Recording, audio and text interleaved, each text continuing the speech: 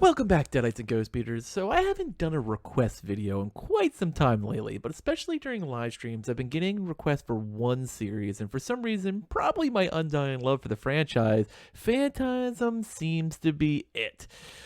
Now, I have Tall Man in my logo. I've seen one more times than I can count. I love this series from start to finish. Even Ravager, I enjoy. It's weird, but I enjoy it. So it wasn't really hard to get me to do this crossover. Now, I'll be honest, from what the devs have been saying, they really want to stick to the Evil Dead franchise in the first Season Pass, but I have little doubt that come Season Pass 2 or 3, we'll start seeing some crossovers to boost the game. Let's be honest, look at what DBD has done. Their new chapter came out. It hasn't sold awful, but it doesn't bring the hype that it does like Chapter 25 will bring with the second Resident Evil pack drops. And that's because Resident Evil 1 sold more than any other additional ever. Like, that was the biggest chapter for DLC in Dead by Daylight history. And this time we're getting the requested, heavily requested Ada Wong, and we're also getting Wesker. So it's going to be a really, really strong one. So you see how that sometimes the original stuff is great. And in this case, where the universe isn't completely drained, Evil Dead makes a lot of sense to stick within the universe, whether it's just going on with 2013 or going on with Rise when it comes out this or later this year, just bringing in characters like Chad Kaminsky. And based on what they've said in that Reddit post, they're trying to get the Season 1 pass out in 2022. I think we'll see probably 1 to 1.5 season passes per year going forward. And there's not as many characters unless they reach into the comics from the Evil Dead universe. So crossovers will probably be intermittent to boost people who have not played in a while, as well as keeping the franchise feeling a little more fresh. And so I think DLC Phantasm makes a ton of sense, just from everything that Bruce has done with Don Coscarelli and how they have a pretty good relationship, which is what led to Bubba Hotep in my Bubba Hotep video, and I'll link that at the card at the end.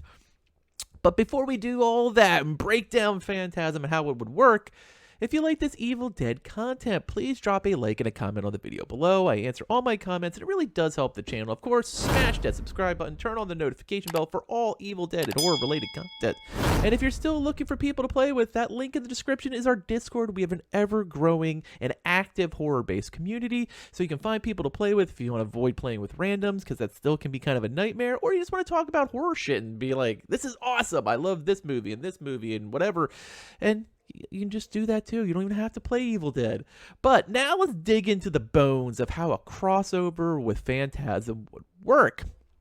And I feel when you're doing Phantasm, you have to start at the villain, and the Tall Man was masterfully played by the late Angus Scrimm, and I feel that he would probably end up being a warlord.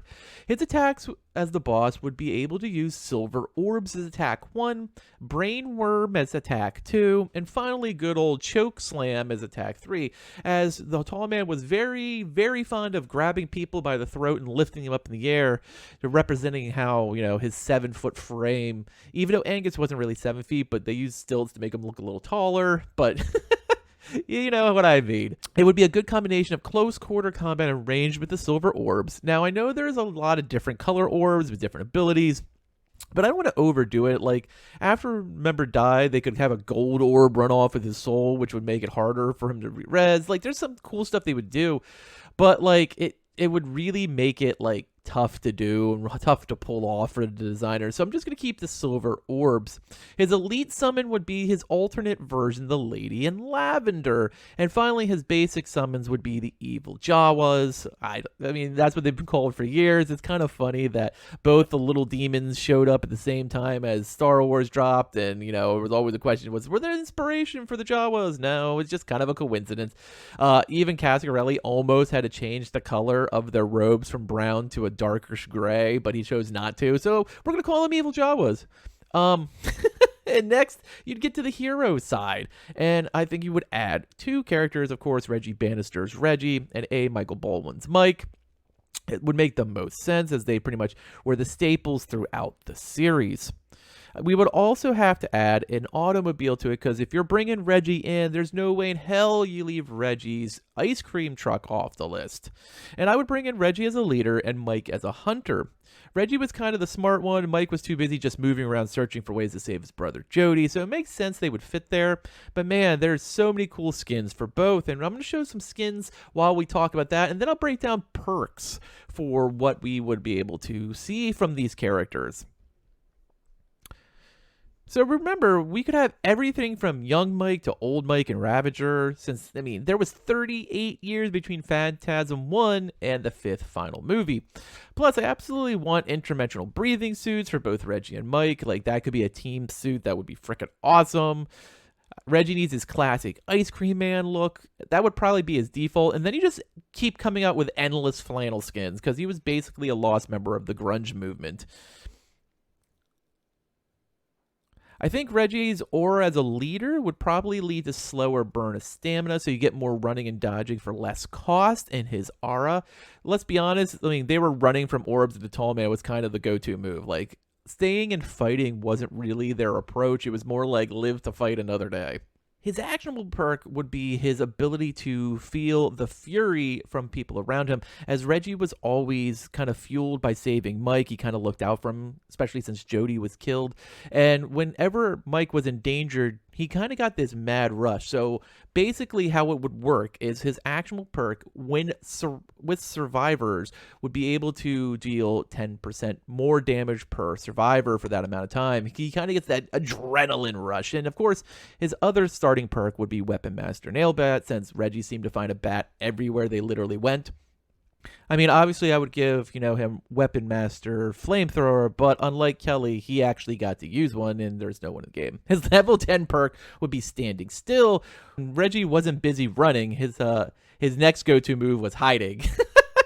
And so that would give him a 50% decrease in range from demon vision while not running. So if he's walking or standing still, he's harder to find. Very similar to kind of Pablo and the El Brujo Especial. And finally, his level 25 perk would be Home is Where the Heart Is. When inside a house, all party members within his aura lose fear 30% quicker. So basically, it's kind of like a burn off without having to do anything. You just basically, while you're looting, you're losing fear. Mike, as I said earlier, would be a hunter, and he also had some psychic abilities that kind of grew throughout the series and then dissipated, but, he had him for quite a bit of time. It's one of the reasons the tall man wanted him, because the stronger the psychic ability, the better they were for gold orbs.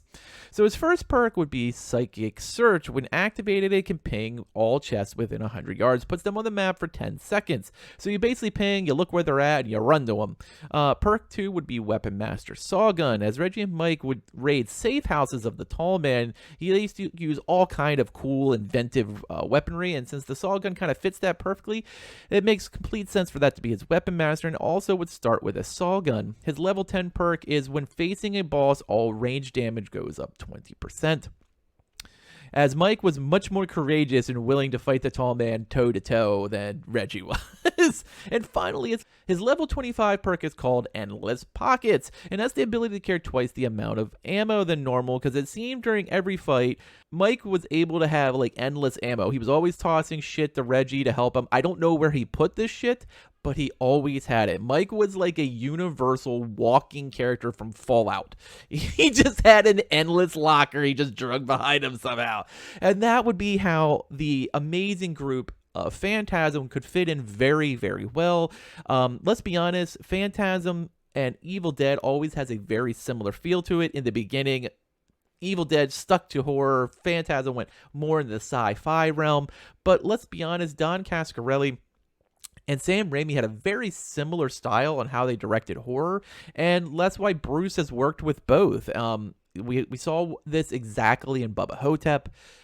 Phantasm itself was a masterful series, and if you haven't seen Phantasm, you absolutely should as a horror fan, and that's coming from someone who's a diehard fan, so take it for what it's worth. As always, thanks for watching, and later, mates.